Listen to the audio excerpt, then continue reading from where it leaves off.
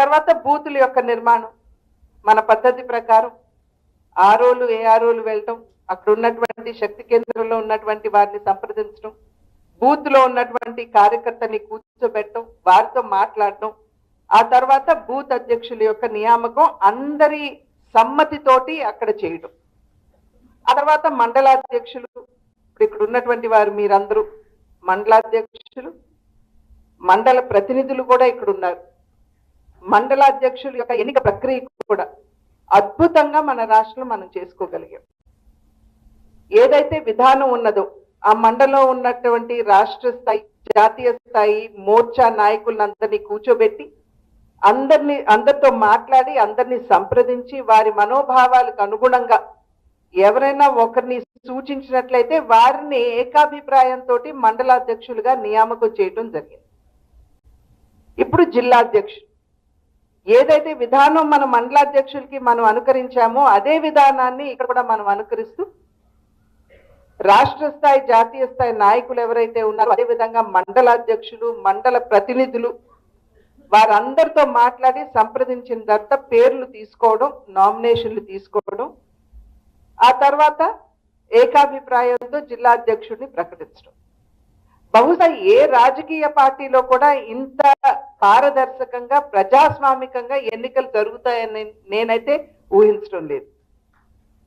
క్షేత్రస్థాయిలో ఉన్నటువంటి కార్యకర్తలతో సంప్రదించి వారితో మాట్లాడి 1-2 మార్పులు చేర్పులు జాతీయ నాయకత్వం చేయొచ్చు, కానీ చాలా వరకు కూడా చాలా ప్రజాస్వామికంగా చాలా పారదర్శకంగా మన పార్టీలో జరిగినట్టు ఏ రాజకీయ పార్టీలో కూడా ఎన్నిక జరుగుతుంది అని నేనైతే భావించాను. మనం అనేక సందర్భాల్లో చెప్పుకుంటూ ఉంటాం, మనది అన్ని రాజకీయ పార్టీల కంటే కూడా భిన్నమైన పార్టీ అని మనం చెప్పుకుంటాం. ఎందుకంటే ఒక సాధారణ కార్యకర్త పార్టీకి అంకిత భావంతో పని చేసినట్లయితే వారి ఏ స్థాయికైనా సరే ఎదిగేటువంటి అవకాశం ఉన్నటువంటి పార్టీ భారతీయ జనతా పార్టీ. బహుశా ఇవాళ పిక్కి నాగేంద్ర గారు కూడా దానికి నిదర్శనం అని చెప్పి మనం అందరం కూడా ఇక్కడ గమనించాలి. 13 సంవత్సరాలు పార్టీకి అంకిత భావంతో పనిచేసినటువంటి సందర్భంలో పార్టీ నమ్మకంతో ఖచ్చితంగా రాజమండ్రి జిల్లాలో పార్టీని బలోపేతం చేయడంలో పిక్కి నాగేంద్ర గారు అంతకు ముందు ఉన్నటువంటి పూర్వాధ్యక్షులు బొమ్ముల దత్తు గారి సహకారంతో ఖచ్చితంగా ఈ జిల్లాలో పార్టీని బలోపేతం చేయగలరు అనేటువంటి నమ్మకం, విశ్వాసంతో అందరితోటి మాట్లాడి నాగేంద్ర గారిని జిల్లా అధ్యక్షుడిగా చేయడం జరిగింది. అయితే ఈ సందర్భంలో ఖచ్చితంగా కింద ఎవరైతే మండలాధ్యక్షులుగా నియామకం చేయబడ్డారు, అదేవిధంగా క్షేత్రస్థాయిలో ఉన్నటువంటి కార్యకర్తలు ప్రతి ఒక్కరూ కూడా ఆశించడంలో తప్పులేదు. ప్రతి ఒక్కరూ కూడా నేను జిల్లా అధ్యక్షులు అవ్వాలి అని ఆశించవచ్చు, రాష్ట్ర అధ్యక్షులు అవ్వాలి అని కూడా ఆశించవచ్చు. కానీ అందరికీ అవకాశం వచ్చేటువంటి పరిస్థితి ఉండదు, ఎవరో ఒక్కళ్ళే అధ్యక్షులు కాగలరు. కనుక ఆశించినటువంటి వారు నిరాశ చెందకుండా పార్టీ బలోపేతానికి అంకిత భావంతో మీరందరూ కూడా మీ సహాయ సహకారాల్ని జిల్లా అధ్యక్షులైనటువంటి పిక్కి నాగేంద్ర గారికి అందించాలి అని చెప్పి సభాముఖంగా నేను చేస్తున్నటువంటి అభ్యర్థన. అనేక సందర్భాల్లో మనం ఏకాభిప్రాయం అనేటువంటి పదాన్ని మనం వాడాం. ఎందుకంటే పోటీ అనేది ఎన్నిక వరకు మనం పరిమితం చేయాలి. ఎప్పుడైతే పేరు నిర్ధారించబడుతుందో కేంద్ర నాయకత్వానికి ఎవరైతే మేము జిల్లా అధ్యక్షులుగా ఉంటాము అని చెప్పి వారు ముందుకు వచ్చారో ఆ పేర్లన్నీ కూడా మేము పైకి పంపించడం జరిగింది. వారు కూడా ఒక సూచిక ఇచ్చారు, వీరందరూ ఉండాలి అని. ఇచ్చిన తర్వాత వారి దగ్గర ఉన్నటువంటి రిపోర్టు, మేము పంపించినటువంటి రిపోర్టు అన్ని కూడా క్రోడీకరించుకుని ఒక పేరుని నిర్ధారించడం జరిగింది.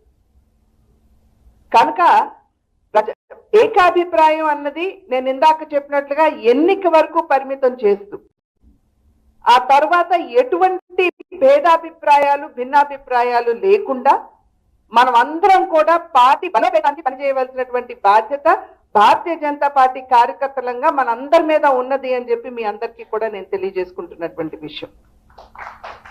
కేవలం సభ్యత్వ నమోదులో కాదు, ఏ విషయంలోనైనా సరే రాజమండ్రిలో భారతీయ జనతా పార్టీ యూనిట్ ఏదైతే ఉందో అగ్రగామిగా బలంగా ఉన్నది అనేటువంటి సందేశాన్ని మీరందరూ ఒక్క మాట మీద నిలబడి ఒక్క తాటి మీద నడిస్తేనే అది సాధ్యపడుతుంది అనేటువంటి విషయం కూడా మీకు నేను తెలియజేస్తున్నాను. కనుక ఇక్కడ వర్గాలు లేవు. నీ వర్గం నా వర్గం, నా మనుషులు నీ మనుషులు అనేటువంటి ఆలోచన లేదు. మనం అందరం కూడా భారతీయ జనతా పార్టీ కుటుంబ సభ్యులు. కనుక ఆ కుటుంబ శ్రేయస్సు కోసం మనం మనసులో ఉన్నటువంటి ఏదన్నా ఒకంత ఆందోళన బాధ ఉన్నా కూడా వాటన్నిటినీ పక్కన పెట్టి పార్టీ కోసం మనం అంకిత భావంతో పనిచేయాలి. ఇందాక దత్తు గారు మాట్లాడుతున్నటువంటి సందర్భంలో తెలియజేశారు, వారు ఉన్నన్ని రోజులు కూడా, వారు అధ్యక్షులుగా ఉన్నన్ని రోజులు వారు పార్టీ బలోపేతానికి వారు శక్తివంచన లేకుండా వారు శ్రమించారు. ఇన్ఫాక్ట్ మనం 1,00,000 పైబడి సభ్యత్వం చేసుకున్నామంటే వారి నాయకత్వంలో మనం చేసుకున్నాం. కనుక వారి సహకారం కూడా నాగేంద్ర గారికి అందిస్తూ ఈ జిల్లాలో భారతీయ జనతా పార్టీ బలోపేతానికి మనం అందరం కూడా కలిసికట్టుగా ముందుకు వెళ్ళాలి. ఇందాక సోమవీరగా మాట్లాడుతూ చెప్పారు, ఏ విధంగా కేంద్ర ప్రభుత్వం రాష్ట్రానికి తన సహకారాన్ని అందిస్తుందో వారు తెలియజేశారు. నిన్న మొన్న మన రాష్ట్రానికి వచ్చినటువంటి నరేంద్ర మోడీ గారు కావచ్చు, లేదా అమిత్ షా గారు కావచ్చు, ఇద్దరూ కూడా చాలా వివరంగా చెప్పడం జరిగింది. 1,99,000 కోట్ల రూపాయలతోటి వైజాగ్ లో హైడ్రోజన్ పార్క్ అక్కడ నెలకొల్పడం జరిగింది. అదేవిధంగా వారు వచ్చిన తర్వాత 11,440 కోట్ల రూపాయలు విశాఖపట్నం స్టీల్ ప్లాంట్ రివైవల్ కోసం తిరిగి స్టీల్ ప్లాంట్ కి ఇవ్వడం జరిగింది. అది మాత్రమే కాకుండా పోలవరం నిర్మాణం 12,500 కోట్లు పోలవరానికి ఇవ్వడం మాత్రమే కాకుండా మొన్న అంటే ఒక 2-3 రోజుల క్రితం 2వ డయాఫ్రమ్ వాల్ కి మళ్ళీ శంకుస్థాపన చేశారు. ఎందుకంటే అంతకు ముందు ఉన్నటువంటి డయాఫ్రమ్ వాల్ దెబ్బతిన్నది. కనుక మళ్ళీ 1000 కోట్లు 988 కోట్ల రూపాయలతోటి పోలవరం డయాఫ్రమ్ వాల్ నిర్మాణానికి ఒక 3 రోజుల క్రితం శ్రీకారం చుట్టారు. అంటే ఆ 12,500 కోట్లు, ఈ 1000 కోట్లు 13,500 కోట్లు ఇప్పుడు మనం పోలవరానికి కేంద్ర ప్రభుత్వం ఇవ్వడం జరిగింది. అమరావతి నిర్మాణానికి వరల్డ్ బ్యాంక్ మాధ్యమంగా 15,000 కోట్లు ఇవ్వడం మాత్రమే కాకుండా మళ్ళీ హడ్కో మాధ్యమంగా ఇంకొక 11,000 కోట్లు అంటే 26,000 కోట్ల రూపాయలు అమరావతికి, ఒక్క అమరావతికే ఇవ్వడం జరిగింది కేంద్ర ప్రభుత్వం. దీంతో సరిపెట్టకుండా బాహ్య వలయ రోడ్డు 20,000 కోట్లు కేటాయించారు. 29,000 కోట్లు అనంతపురం నుండి అమరావతికి రోడ్డు వేయడానికి కేటాయించడం జరిగింది. పంచాయతీరాజ్ ఇవాళ మనం అందరం కూడా చెప్తున్నాం, ఇంతకు ముందు 5 సంవత్సరాల్లో రోడ్ల పరిస్థితి అధ్వాన్నంగా ఉన్నట్లయితే ఇవాళ ఒకంత మెరుగ్గా ఉన్నాయని చెప్పి ప్రతి ఒక్కరూ చెప్తున్నటువంటి విషయం. ఎందుకు మెరుగ్గా ఉన్నాయంటే కేంద్ర ప్రభుత్వం ఎంఎన్ఆర్ రూరల్ ఎంప్లాయ్మెంట్ గ్యారంటీ కింద 4,800 కోట్ల రూపాయలని పంచాయతీరాజ్కి ఇచ్చినటువంటి సందర్భంలో ఆ వనరులు పెట్టి ఇప్పుడు రోడ్లన్నీ కూడా మరమ్మతులు చేస్తున్నారు మన రాష్ట్రం. 7,200 కోట్ల రూపాయలు ఏదైతే ట్యాక్స్ డెవల్యూషన్ సెంట్రల్ కేంద్ర ప్రభుత్వం ట్యాక్స్ కలెక్ట్ చేస్తుందో దాంట్లో 42% రాష్ట్రానికి ఇవ్వాల్సి ఉన్నప్పుడు 7,200 కోట్లు మన రాష్ట్రానికి కేంద్ర ప్రభుత్వం ఇచ్చింది. ఇట్లా చెప్పుకుంటూ పోతే ఎన్నో. కనుక ఇవన్నీ కూడా సమర్థవంతంగా మనం ప్రజల్లోకి తీసుకుని వెళ్ళాలంటే క్షేత్రస్థాయి వరకు పైనుండి కింద వరకు కూడా మన పార్టీ బలంగా ఉంటేనే,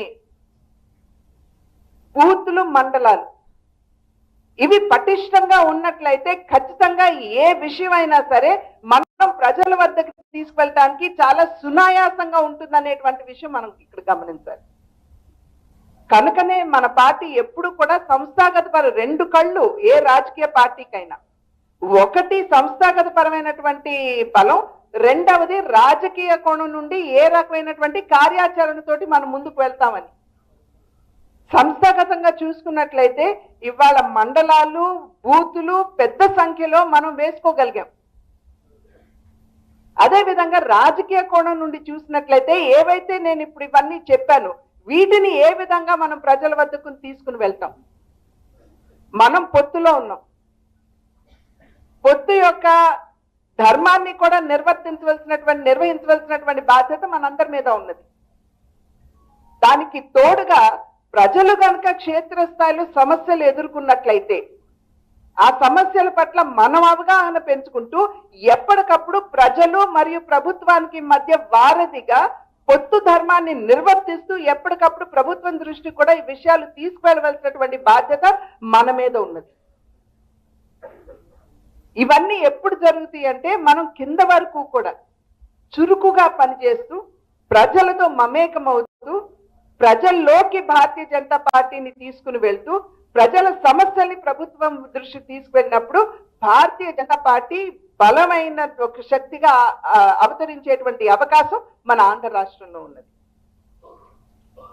కనుకనే ఇవాళ కొత్త అధ్యక్షులు వచ్చారు, అదే విధంగా కొత్త మండలాధ్యక్షులు వచ్చారు. చురుగ్గా పనిచేసేటువంటి యువతరం మన కళ్ళ ముందు కనపడుతుంది. మనం వేసుకునేటువంటి కమిటీలు కూడా సర్వవ్యాపి సర్వస్పర్శి అంటాం మన పార్టీలో. సర్వవ్యాపి అంటే ఒక నియోజకవర్గం ఉన్నది అని అంటే మన ఆ నియోజకవర్గంలో ఉన్నటువంటి 3-4 మండలాల నుండి ప్రాతినిధ్యం ఉన్నదా లేదా, ఆ నియోజకవర్గంలో ఉన్నటువంటి సామాజిక సమీకరణకి అనుగుణంగా మన కమిటీ వేసుకున్నామా లేదా, మహిళలకి ఇవ్వవలసినటువంటి ప్రాతినిధ్యం ఇచ్చామా లేదా, ఈ విషయాలన్నీ కూడా మీరు చాలా దగ్గరగా తరిచి చూస్తూ దీంతో పాటుగా సమర్థవంతంగా పనిచేయగలిగినటువంటి కార్యకర్తను వేసుకోవడం, ఇవి గనక మనం మన రాజమండ్రి జిల్లాలో చేసుకోగలిగినట్లయితే ఖచ్చితంగా ఎవ్వరూ భారతీయ జనతా పార్టీని నిలువరించలేరు అని చెప్పి మీ అందరికీ కూడా నేను తెలియజేస్తున్నటువంటి విషయం. కనుక ఇవాళ ఒక మంచి సుహృద్భావ వాతావరణంలో జిల్లా అధ్యక్షుల యొక్క ఎన్నిక జరిగింది. ఇందాకన్నట్లుగా ఆశించడం తప్పులేదు, నిరాశ చెందడం కూడా సహజం. కానీ ఆ నిరాశని పక్కన పెట్టి మనమందరం కూడా ఇవాళ భారతీయ జనతా పార్టీని బలోపేతం చేయడానికి మనం శక్తి వంచన లేకుండా నడుం బిగించి పని చేయాలి అని చెప్పి అభ్యర్థిస్తూ సోదరులు పిక్కి నాగేంద్ర గారిని, అదే విధంగా కొత్తగా ఎన్నికైనటువంటి మండల అధ్యక్షులందరినీ కూడా పేరు పేరున నేను అభినందిస్తూ నాకు అవకాశం ఇచ్చినందుకు మీ అందరికీ ధన్యవాదాలు తెలియజేసుకుంటూ సెలవు.